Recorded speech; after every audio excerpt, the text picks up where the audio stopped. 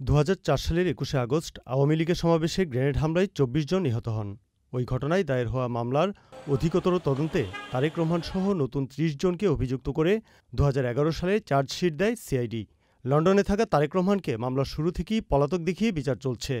তার বিরুদ্ধে এ মামলায় গ্রেফতারি পরোয়ানাও বহাল আছে। তবে মামলার সাক্ষ্য গ্রহণ শেষে যুক্তিতর্কের পর্যায়ে সোমবার তার পক্ষে আদালতে যুক্তিতর্কে অংশ নেন রাষ্ট্রনিযুক্ত আইনজীবী বা স্টেট ডিফেন্স।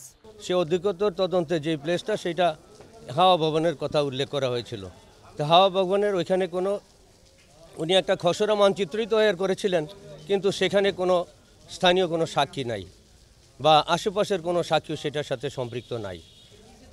এই কারণে তার নামটা আমরা মনে করতেছি যে রাজনৈতিকভাবেই মামলায় তাকে সম্পৃক্ত করা হয়েছে।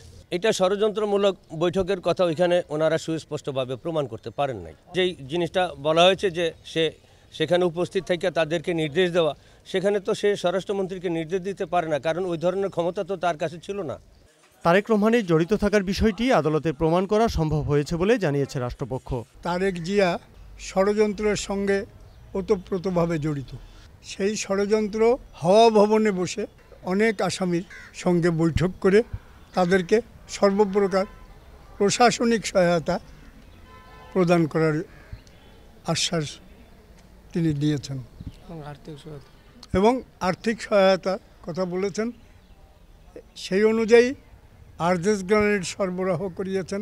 তারেক রহমানের পক্ষে যুক্তিতর্কের বাকি অংশ হবে মঙ্গলবার। এরপর কারাগারে আটক আসামিদের পক্ষে যুক্তিতর্ক শুরু হবে। পরাগ আজিম, চ্যানেল আই, ঢাকা।